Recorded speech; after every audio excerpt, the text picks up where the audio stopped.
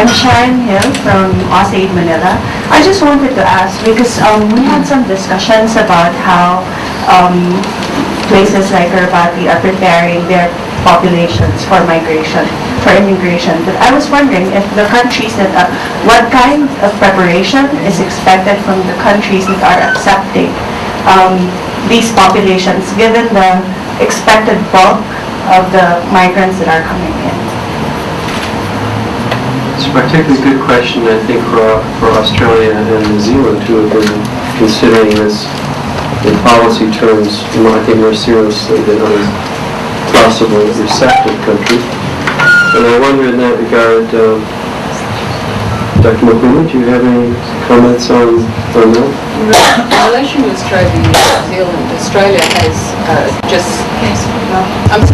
in relation to Australia and New Zealand, I understand Australia has just been saying no, despite overtures from the Pacific. In relation to New Zealand,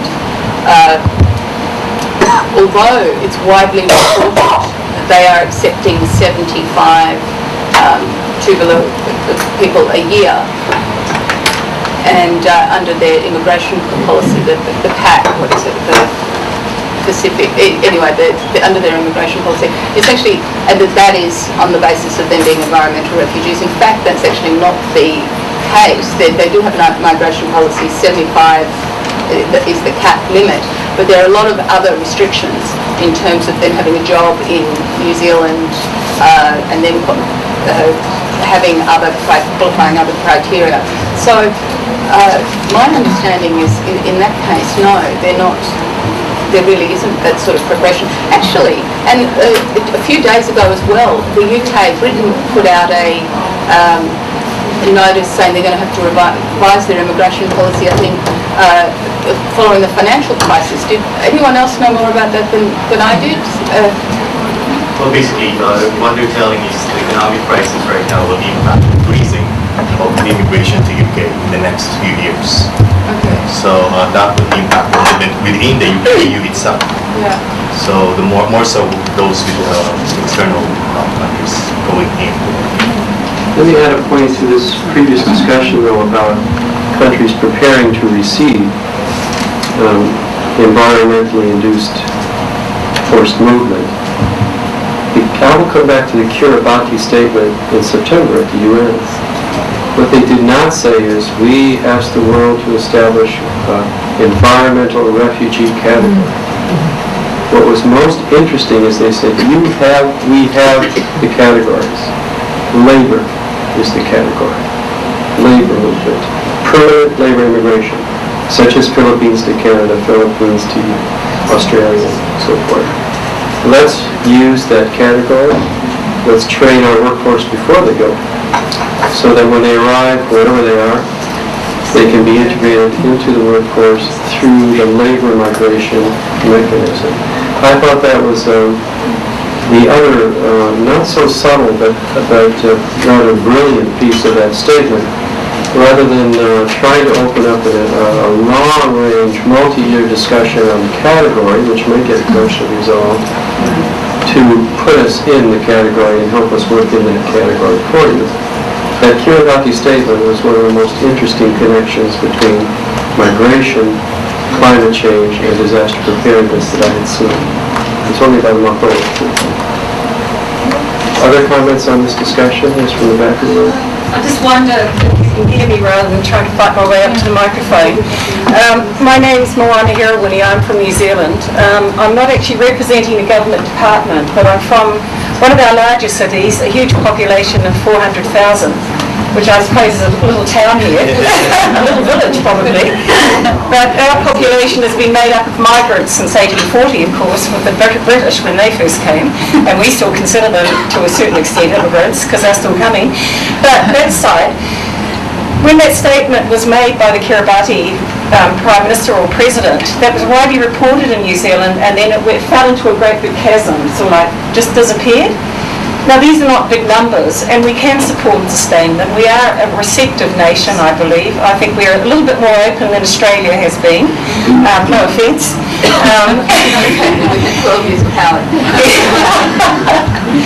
But I think the fact that we don't have a governmental representative here is actually very, very sad. I rang our Ministry of Women's Affairs before I came here to find out who was coming, just thinking there'd be somebody.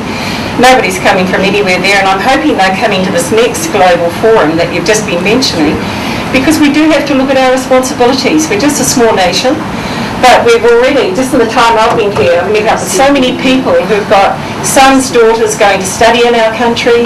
We have Pacific Island nations who come to work seasonally over there on our orchards. But I'm also very interested in the comment that Cheryl made about the impact on the Indigenous peoples, and I'm partly Indigenous. There's another part of me that's immigrant through the English-Scottish side. But and combined in all that is the cultural and the spiritual impact of people shifting from their nations for whatever reason. And I'm thinking of this little island. We've been seeing TV coverage. We've seen the water creeping up. We're hearing about the aquifers and everything that's happening there. When you shift a whole island over, and we almost have a whole island from the Tukaloi people, I think, or one of those, we have almost a total population of Pacific Island groups in our country. I don't think they will settle very well, but they've adjusted over the last 40 years. And it's only now that we're starting to look at how they can say their languages and retain them when they go into a mainstream Western society, how they can keep their spiritual values, what can they do about the traditional foods and medicinal cures they used to have. There's all of these other issues that if you don't address them, take away the being, the essential essence of a person and a culture. And I think that's what I'd like to see included in some way as a consideration in this declaration. I've noticed there's not one mention of the Declaration on Indigenous Rights, People's Rights, a major declaration that's been worked on for the last 40 years. New Zealand has not signed it. We've not supported it from our country at a governmental level, which is just offensive to Māori people in our country. But I'd also like to look at what the alignment is of that with our declaration, because it is an existing United Nations recognised document.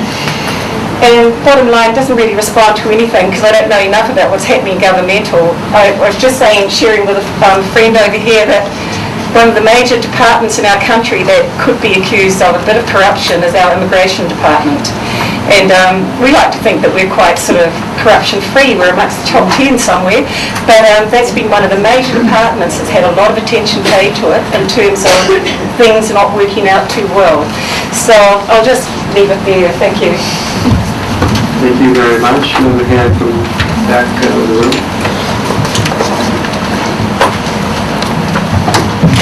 My name is Rafael Marius from Tanzania. I'm a member of Parliament.